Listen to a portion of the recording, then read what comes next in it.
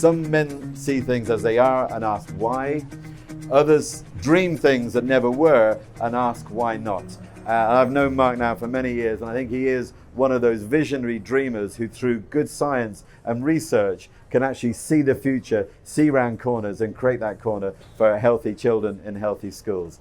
He's a registered professional civil engineer and an expert on characterization and control of microbial air pollution. He'll talk to you about, he's a director of his aerobiology and disinfection laboratory. He's an author of more than 125 publications, serves an expert witness. He holds 8 licensed patents with regards to the field of environmental studies, and he's recently served on 4 National Academies of Science. Basically, that's the Oscars of science, guys. The National Science Academy on Bioterrorism and the Transmission of Human Disease in Urban Environments. So with that, I'd like to hand you over to tonight's keynote speaker, Professor Mark Hernandez.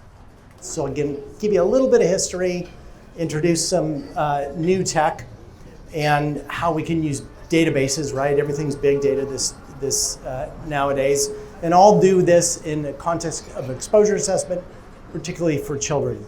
Truth of the matter is, microbes are all around us, okay? The airplane that you came here in, the airports you walk through, in your working environments, microbes are all around us. I'm gonna extend that to airborne biology is all around us, schools, wherever we are, okay? So we're sharing our microbiome whether you like it or not. And that's what really this next few minutes are all about. But I don't want to stop at microbes, right? We all got that scare from the pandemic. There's this living shit that's gonna get me, and it did get some of us, but it's much, much more complicated than just a virus floating around. And the fact of the matter is, if you're in a built environment, there's 4 things that we all share with each other, okay? One is this aerobiome, microbiome that we all shed and share. Most of the time, it doesn't bother most of us. Some of the time it bothers a lot of people. If you have allergy or asthma or some hypersensitivity disease, yeah, it really bothers you. And some of the times it bothers most of us, and we learned that from COVID. The rest we share. We share stink, VOCs are coming off us. We share stale breath, CO2. We can measure this stuff, and more recently we can measure this stuff in real time. And what I'd like to just take a few minutes about this new word, if you haven't before, bioaerosol. Biological aerosol. So all these cars driving by, like that truck with diesel exhaust particles, that's aerosol. We're going to talk about the biological fraction. That means a lot of different things to a lot of different people. And our industrial hygiene community in the 1980s defined it, okay?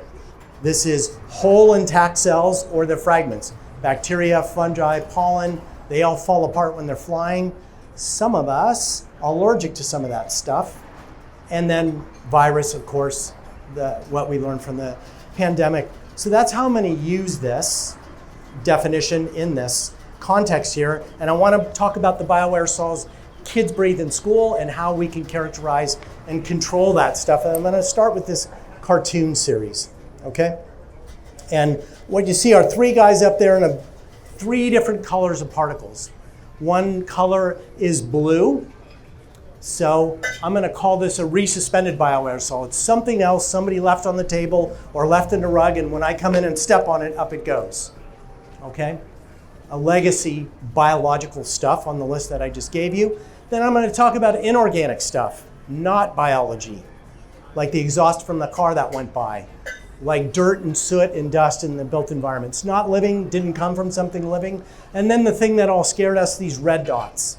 What did I sneeze or breathe? What boogers did I leave on the desktop that might have had a live pathogenic microbe? That's the stuff that scared us from the pandemic.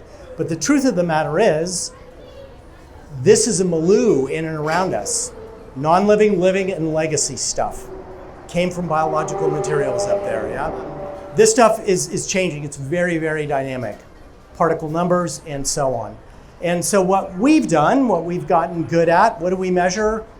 Way back, from 62, right? Temperature, thermal comfort. More recently, we've gotten better and cheaper with CO2 monitors, but we're not measuring the other stuff until recently. The actual particle numbers, the actual VOCs with any degree of accuracy.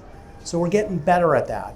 And that is very, very dynamic. And what we've indexed are heat and CO2 to the actual particle numbers, quality and quantity. We've actually got to go in and measure that. What do we do at ASHRAE? Improve ventilation, improve mixing, yeah? And use these metrics to actually assess ventilation and ventilation performance. We've gotten good at filtration, both systemically and in room. That's what we do at ASHRAE, and there's committees all about this. And lastly, less here at ASHRAE about systemic cleaning. How often do we clean? How well do we clean? How do we judge our cleaning efficacy? And you put all those three together and you can change that airborne particle composition that you're all breathing next to each other right there. What I care about is what kids are breathing in schools, okay? And if there's one thing I remember from one politician from my childhood, it's that sentence, trust but verify. If we don't measure it, we can't manage it. And that's a lot of what this presentation is all about. And you can see a little dashboard there with heat indices, right? Temp, humidity, CO2, and now we've gotten cheaper, better, faster at actually measuring and assessing those particle loads. Post-pandemic, I've seen a lot of care about that go away, but we've got other stuff out there. Notably in where I live, we have very, very high asthma rates in Denver metro area. 20% of the kids are coming in with inhalers in some of our schools, right? So that's a different type of bioaerosol. They get sick less, but when they do get sick, they get really, really sick. So this is one of the things that drives me to do what I do. We also get wildfire events and so on. So that's what we're gonna look at. But if there's one thing I want you to take home, it's we gotta monitor, and we gotta do better, faster, cheaper monitoring in our building stock. So I'm gonna keep with this cartoon. And when kids are, any of you are in an occupied space at the airport or in a classroom or in these building rooms, you're knocking up particles, you're shedding particles. We share them with each other. Let's take a look at what those particles look like. Okay, I'm gonna start with some dust porn here. And if you pull a vacuum or rake the floor of a classroom, that's what you're gonna come up with. That's a gram. It's not very heavy. If you disturb it, a lot of it'll float pretty up, but we gotta think they're very, very small, right? Microscopic scale, stuff that you can't see. And if you were to be able to see it, that's kind of what it would look like under the microscope. You'd see mineral stuff, carpet fibers, intact pollen, it's not pollen grains and spores, and then you'd see the fragments if you had a really good microscope. And if you took the light away and shined UV light on it, when you look under a microscope, when you send a sample off to the lab from a spores cassette, you got to discern what's biology and what's not. And that takes a skill, yeah? And if you take away that visible light and shine a UV light on it, the not biology will go away and you can discern what is biology. Biology fluoresces in very unique ways. And we've been able to quantify this now, okay? So all that stuff you see in there, take a picture. I can be sure that's biology. I can compare it to the total and say that's not biology. Now I have a handle on what's biology and what's not and what I'm breathing. And there are cytometers that do this in real time. So when you go to the doctor, they draw blood, red blood cell, white blood cell platelets, automated, sure, good accuracy. We can do this with biological aerosols now on the basis of fluorescence, and we can do it in real time. So I've been doing this in schools. What the take-home message here is, regardless of where that biology is from, as long as it's not too weathered, it'll fluoresce, and we can count that on the fly. I had a graduate student do this in flood-damaged homes that were supposedly reclaimed from flood damage. They had ripped out the carpet, bleached the walls, changed the drywall, and what she found out, well, you know what? There's still a lot of biology floating up there based on fluorescence, and that's a microscope photograph. It's from 2005. After a flood, we've come a long way.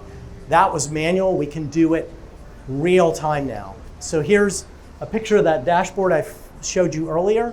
There's now instrumentation that can judge the total amount of particles that we breathe. What's the biological fraction of that in real time? In real time.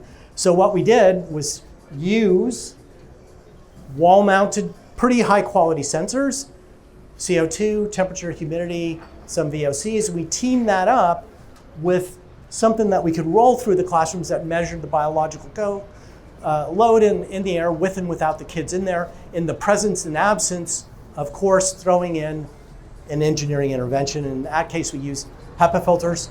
So this is what we're doing, an inventory of what the kids are breathing in Denver metropolitan schools in the worst polluted places.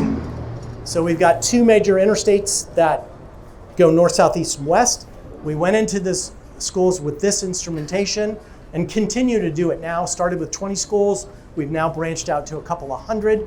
We're going to hear a little bit about medical science and epidemiology in a minute. And here's what the output looks like. So on that far axis on your left side are hundreds of thousands of particles. That's the scale. And down here are codes for different classrooms. And each classroom has 2 bars.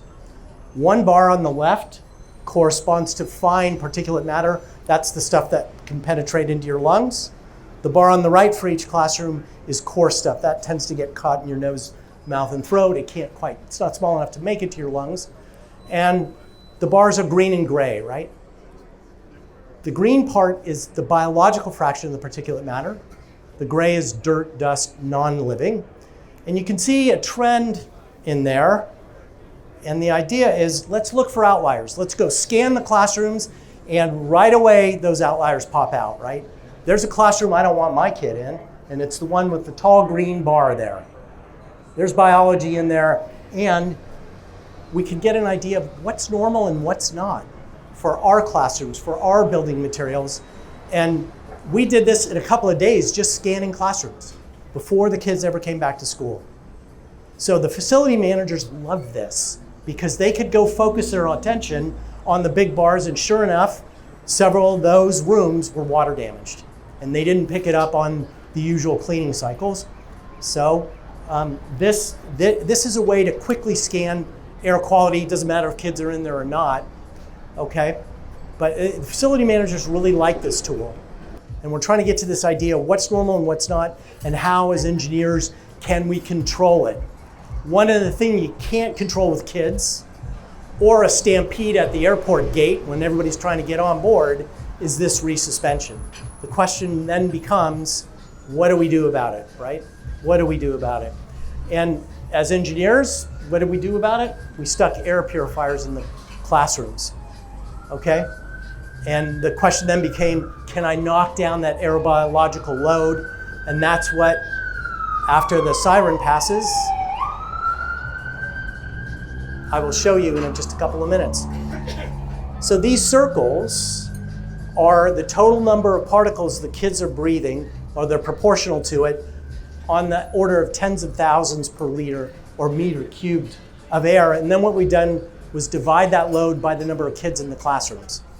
Because some classrooms have 10, some classrooms have 20, some classrooms have 30. So it's the kids' activity and their shedding that donates the load. So we wanted to normalize it by that.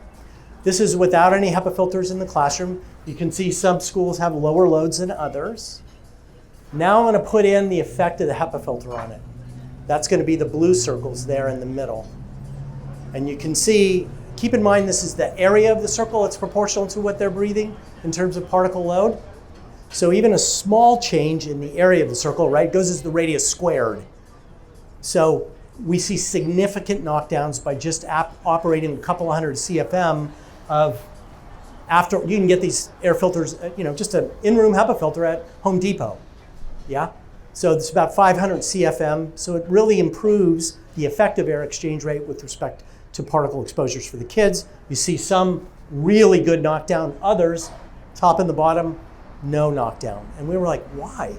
Why in these 2 schools? We went, we looked, they either weren't plugged in, they weren't turned on, or there wasn't a filter where it said it was supposed to be, yeah? So we know that we can work, this is near real-time data, and we know they can work pretty well. So the next question then becomes, does this change absenteeism? Does this change allergy events? Does this change infectious disease? Okay, so that's what we're after next. One other panel I want to show you, based on the data that I showed you earlier, if we go back and look at those circles and divide them up into orange, the total particle load, and yellow, the fraction thereof that's biology, based on real-time cytometry, you can see the classrooms are loaded with biology. Doesn't mean it's going to make you sick. It means you're exposed to it. And then once again, if we turn on the HEPA filters, the blue in the middle, the light blue is the removal associated with biology, the dark blue associated with dirt.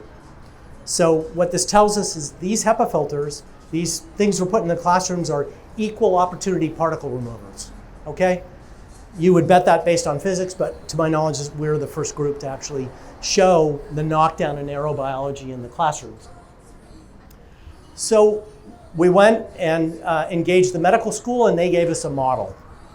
And the model was based on occupancy, classroom factors, ventilation rate, volume, and so on. And you can see on the right is this envelope of HEPA filters in classrooms. On the left is, in blue, HEPA filters in classrooms. On the left axis there is percentile of classrooms. And on the right here is probability of infection. So this is a famous model called Wells-Riley model that's been adapted for COVID, okay? So this right line here, right there, that's the probability of infection, a model output, if a kid in the classroom is sick without a mask and coughing, an active shedder. Now, if we put a HEPA filter in the classroom, the model predicts we're going to knock that down from 1 in 4 kids to about 1 in 12 kids getting sick. We can cut that exposure and probability of infection in half. It's a model. As an engineer, I like models, I like data better, so let's get into the data. Here's the hypothesis, okay? I've got 3 axes going. I got the particles in which I breathe, of which we know there's biology. I've got air exchange rate, which we all are at ASHRAE, we know what that is. That's benchmarked on the building. And then lastly is what we all care about. Who gets sick if they're not, and why aren't they coming to school? So the hypothesis is, I put a HEPA filter in, I knock down that PM exposure, I increase absenteeism. What parent doesn't want that? As long as it's affordable to society. So that's the question. Can we do it, and does it make a difference in terms of absenteeism? So we got funded by the CDC to look at this. And now we have thousands of classrooms with HEPA filters, thousands of classrooms with real-time air quality monitors. And the question we're asking is, do we see a relationship with any or all air quality parameters with respect to absenteeism? Considering as well heat stress, which in my part of the country, it can get like this, and cold stress. It can get pretty cold in the schools. They can't keep up.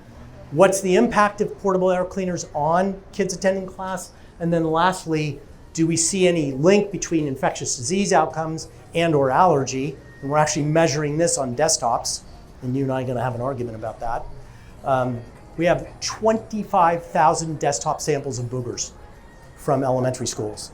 And within that, we have a presence or absence rate of your favorites viruses, flu A, flu B, RSV, every flavor of COVID that's come through. We actually sequence that stuff in my lab. So we have occurrence.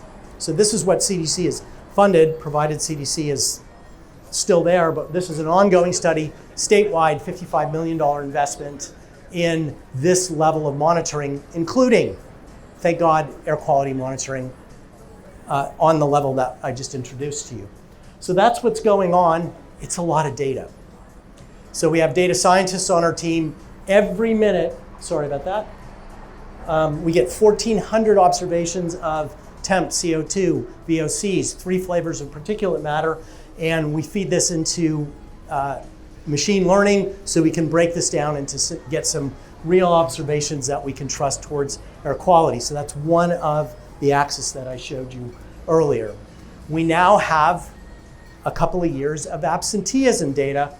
In the blue circles are rooms with air filters in them, and the orange circles are rooms, schools without air filters in them. So we've got a control trial. It's not a randomized control trial. I wish it were. That's what the epidemiologists really want, but we've got one in a big school district, 200 buildings, 5,000 classrooms, all with air quality monitors, some with air filters. So we can actually get some real epidemiology out of this. We look at a lot of social factors because social factors can impact absenteeism. Free and reduced lunch, socioeconomic status, heritage, all these very complicated factors, in fact, influence absenteeism. The one factor that we have and that we're trying to fish out is that one right there. Is there a portable air cleaner in the classroom? Is it on? And you can see with respect to all these other factors, positive blue, negative red. If that thing's off, it doesn't work, not as well. So we're starting to be able to get enough data to see PAC operational status or air filter status in and among all the things that affect kids coming to school. And it's starting to become significant. I'll let you know, this is supposed to be a several-year study. We're now in year 2, and that's the data that we have so far. Juxtapose that against the air quality data, and the question is, do these air cleaners help? It looks like they do, in and among all the other things that drive kids going to school, okay? So we heard about social distancing. We heard about ventilation rate. We heard about filtration. We've heard about cleaning, yeah? These bottom two are what ASHRAE are all about, right? But these social factors matter in there. And the other thing I want to bring up now is the idea of these comorbidities that occur in air that aren't the damn virus, right? And where I live, these things matter. Allergens, there's a lot of kids on inhalers because they have an allergic association with asthma, and we get a lot of smoke and soot, especially near these highways, right? We also get wildfire a lot in Colorado, both proximal and from local states, and those affect kids, particularly in the warmer months, May into June and September. So we've had entire school closures without evidence. The entire district will close because they think it's too warm, right? They'll stop kids coming from school, or they predict a wildfire event. And maybe a school based on particulate matter and filtration is a better place to be. Now we can get to those data, yeah? So this stuff, if we don't monitor, we can't manage it. We can't know where to send schools or kids when they go. Denver's a very famous place, for those of you who don't know, for outdoor air quality research, particularly around exhaust. We've got a lot of cars. We can get temperature inversions there. We know that lung cells and the immune cells in the lungs don't like inorganic air pollution. We've got years of studies on this, yeah? That stuff is just bad. We put it in the air, we know we get cytotoxic and all sorts of nasty responses by putting exhaust particles in the air. Anybody want to argue me with that? The EPA has set outdoor air regs on airborne particulate matter based on that alone. We haven't done that with biology. We need to do that with biology. Right now, we have developed a whole suite of, it's not real time yet, but we're getting there, airborne allergen measurements that can go down to levels that matter for kids and adults. We can actually get down into nanogram levels now. It's not real time, but we're darn close, and we're heading that way. So the question then becomes, with these other things, right? Fragments of microbes that we know bother us, can give us allergy or trigger asthma. What do they do? We did it with outdoor exhaust on automobiles and industrial pollution. We can do the same thing with biological particles, and it looks like, yeah, even at the levels we see in schools, it can bother kids, okay? The question becomes now, the National Academy is saying air pollution is going to go up, biomass in the atmosphere is going to go up. What's going to happen when we put these two together? And the word we use in science and medicine is synergy. Do they add up or do they multiply when we're exposed to inorganic pollution at levels that seem to be increasing and biological air pollution at levels to see increasing? And the analogy I want to leave you with, and it's a bad analogy, you know, I have trouble sleeping sometimes, so I take a sleep aid. Works pretty well, out I go. Sometimes my wife is like, don't take that, have a glass of wine, chill out, go to sleep, yeah? Same thing, wake up pretty refreshed. If I take those two things together, I don't wake up. That is what we may be doing to our lungs if we don't pay attention to this stuff in our next generation. So it behooves us to remove particles I don't care if they're biology or not, knock that stuff down so we don't see synergistic effects. I think we're now passing about 8,000 classrooms outfitted in Colorado. Our goal is 15,000 statewide. And this epidemiology is only going to get better if we monitor. A lot of schools are in great shape. The CO2 levels are low. They don't have high particulate matter loads. You see that black one? Yeah, down there. That classroom's got a problem. The other classrooms don't. So this helps us prioritize our attention and resources to that part of the built environment that might have a problem. So we don't have to be scared about the cost. Monitoring is a good thing. And when we've done the math on this now, if I install a really good, high quality, calibrated air quality monitor professionally installed in the school, if I amortize that over the kids in the classroom, it comes out to the cost of a textbook. I hope that doesn't scare taxpayers, or give up your Starbucks coffee one day a month, that'll pay for it. Everybody's afraid of refurbishing schools, and I hope we're not.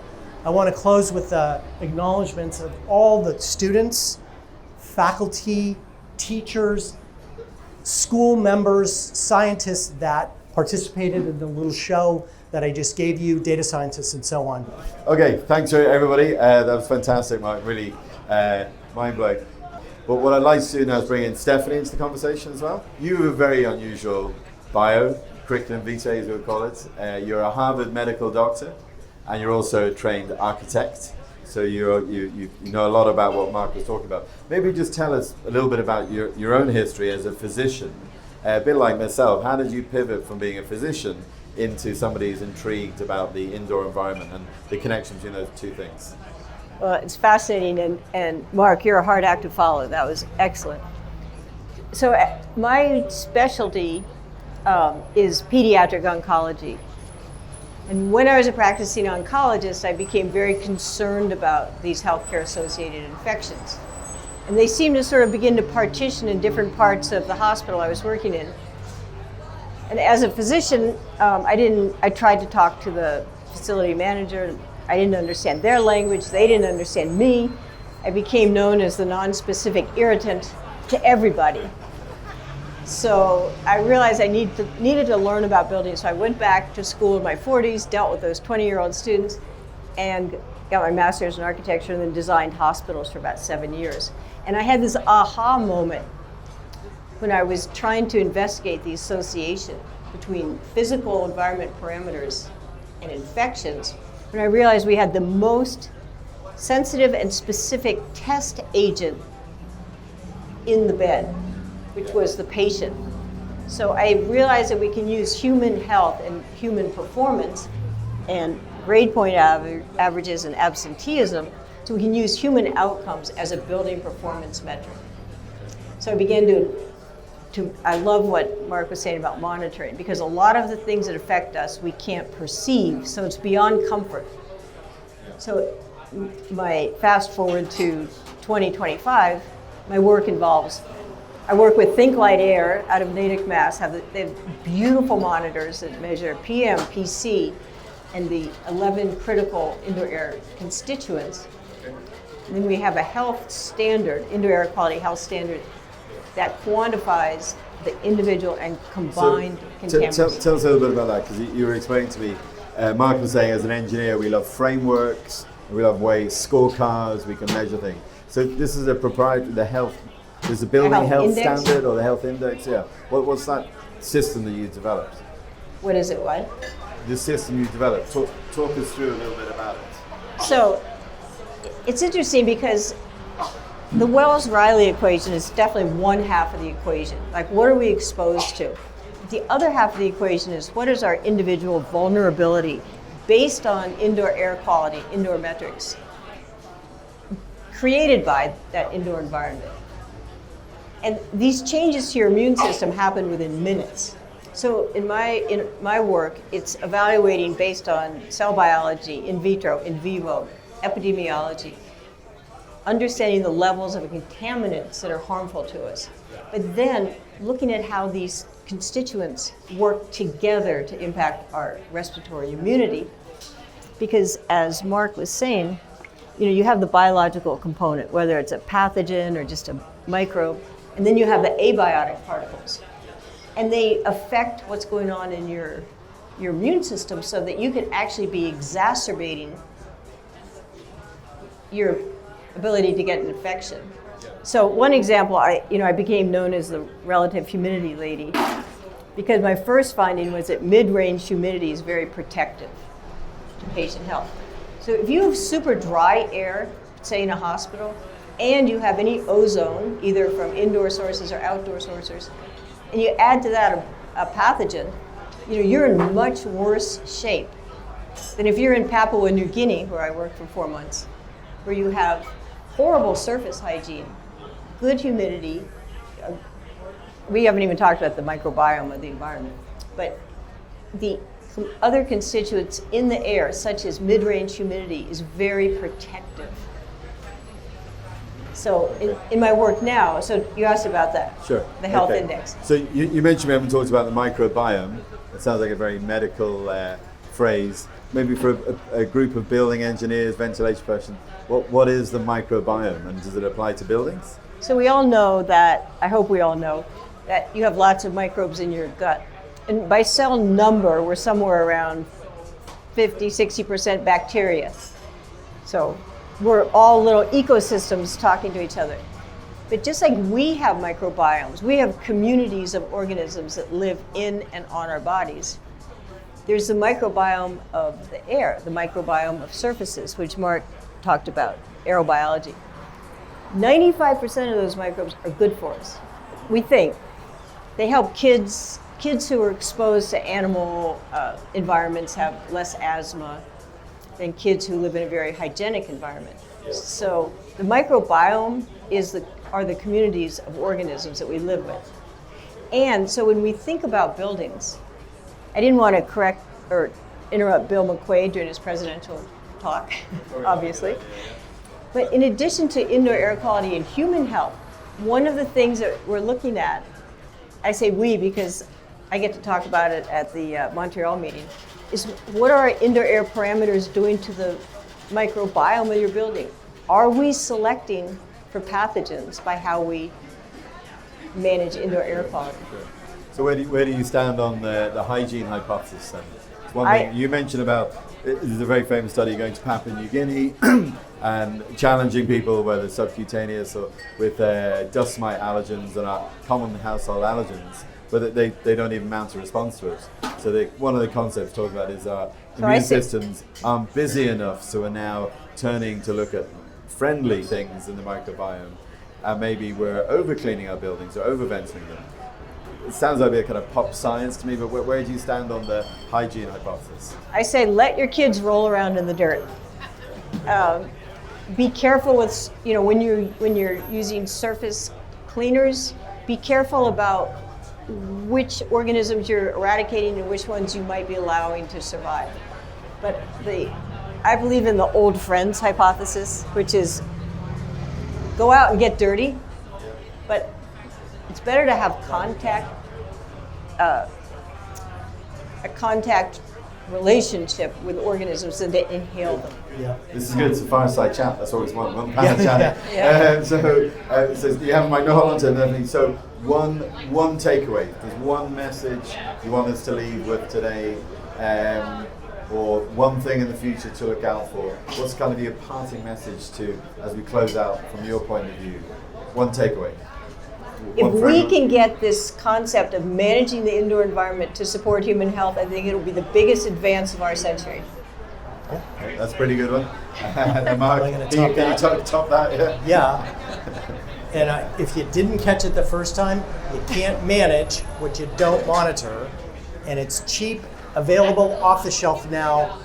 Do it. Do it in your house. Do it. Ask your principal. Donate air quality monitors. Do what you got to do.